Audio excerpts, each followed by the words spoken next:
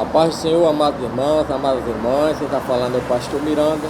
Nós estamos aqui nessa quarta-feira, dia 6/5/2020, para trazer o nosso primeiro comentário bíblico de hoje, que nós encontramos na carta aos Hebreus. Eu estamos hoje comentando o capítulo 11 e o capítulo 12. Meus amados irmãos, essa carta é uma riqueza. Já fizemos comentário na semana passada. Agora o capítulo 11 começa com a definição de fé.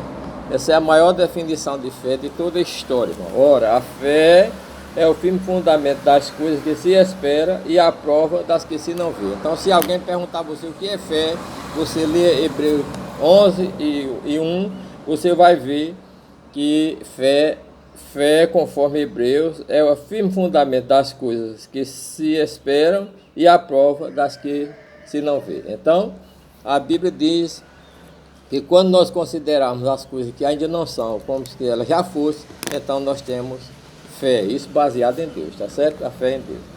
Meus amados irmãos, nós vamos ver que essa carta, o escritor, ele traz uma relação dos homens que viveram a fé, através de demonstração e de ação, desde o Éden, desde Abel, que ofereceu maior sacrifício do que Caim, né?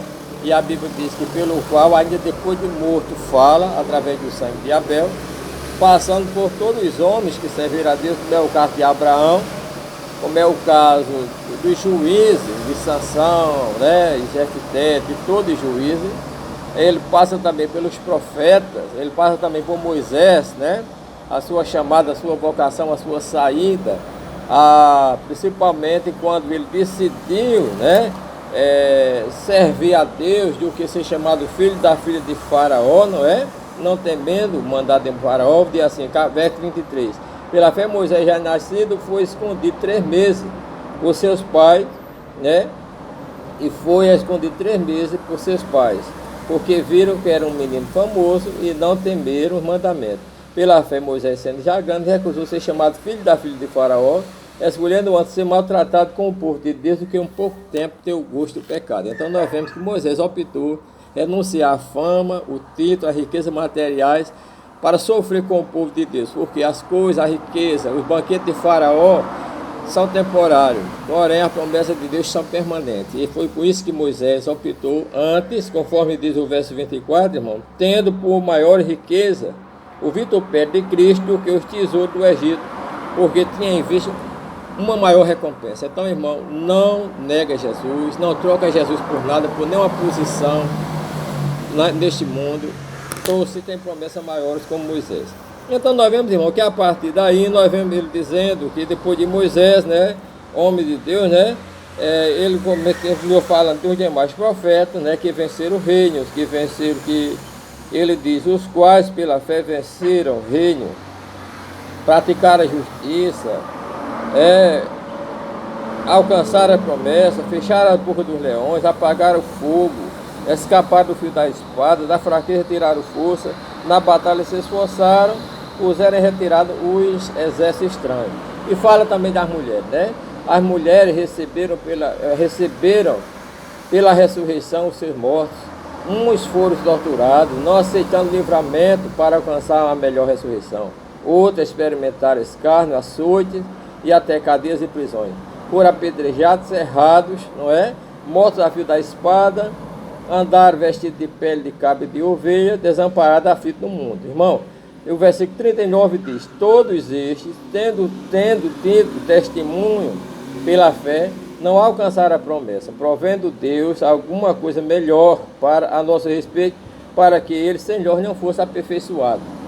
Quando você olha para o versículo 3 aqui, diz, todos estes morreram pela fé, sem ter recebido a promessa, mas vendo-a de longe, e crendo nela, abraçando-as, confessando que era estrangeiro e peregrino em terras estranhas. Então, irmão, esse é o nosso lema. Nós somos peregrinos e forasteiros em terras estranhas, temos um compromisso com os céus. Os apóstolos, os profetas também, eles morreram sem alcançar as promessas. Qual a promessa que eles não alcançaram, pastor? Eles alcançaram alguma bênção material, mas a salvação, a vinda de Cristo, o projeto de Deus, eles não alcançaram, mas Deus tinha traçado que eles, Senhor, não fossem aperfeiçoados. O versículo 39, todos estes morreram tendo o testemunho da fé, não alcançaram a promessa, provendo Deus coisa melhor ao nosso respeito, para que eles, sem nós, não fossem aperfeiçoados. Quer dizer, eles não viram Jesus nascer, eles não viveram o tempo do nascimento da vida de Cristo. Isso aconteceu conosco, porque Deus queria que eles não fossem aperfeiçoados, todos seriam aperfeiçoados de uma vez só na eternidade, não é? Por isso, irmão, o capítulo 2 já começa dizendo: portanto, nós também que estamos rodeados de uma grande testemunha, deixemos todo embaraço e o pecado que de tão perto nos rodeia.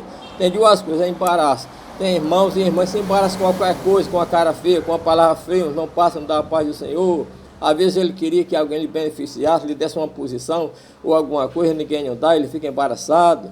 Às vezes há uma perseguiçãozinha em casa, um problema no emprego, ele já quer deixar Jesus, já quer renunciar à fé. Irmão, que nada, nem interior, nem exterior, venha a fazer com que nós deixemos o caminho do Senhor. Não é, irmão? Ele diz: corramos com paciência a carreira que está proposta, olhando para quem? Para Jesus, que é o autor e consumador da nossa fé.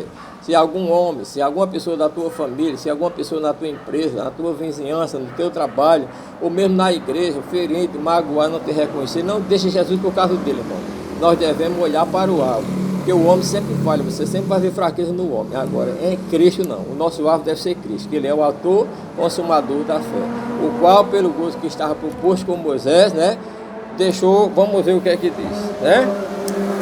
Olhando para Jesus, autor e consumador da fé, o qual, pelo gozo que lhe estava proposto, suportou a cruz, desprezando as afrontas, e assentou-se à destra de Deus. Desprezar as afrontas, desprezar as brigas, desprezar os conflitos, irmão, vai com Cristo, não é? Ele disse: aprende de mim, que sou manso e humilde de coração. Ele suportou a cruz, suporta a tua cruz, suporta o teu peso, suporta a tentação, a provação, mas seja fiel, olhando para o alvo, que é Jesus. Tudo isso vem para desviar você do alvo, mas nós temos um alvo, que é o céu.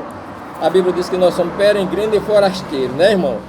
Aleluia, louvado seja o nome do Senhor Jesus Cristo. Vamos ler aqui, irmão, capítulo 12 e o 15, diz assim: tendo cuidado de que ninguém se prive da graça de Deus, e que nenhuma raiz de amargura brotando vos perturbe, por ele muito se contamina. Nós sabemos que tem irmão que não perdoa, que muitas vezes é ferido, magoado, guarda mágoa no coração, aí chega em casa, fica contando aos filhos, fica contando à esposa, ou esposo, fica contando aos vizinhos, fica contando aos colegas de trabalho.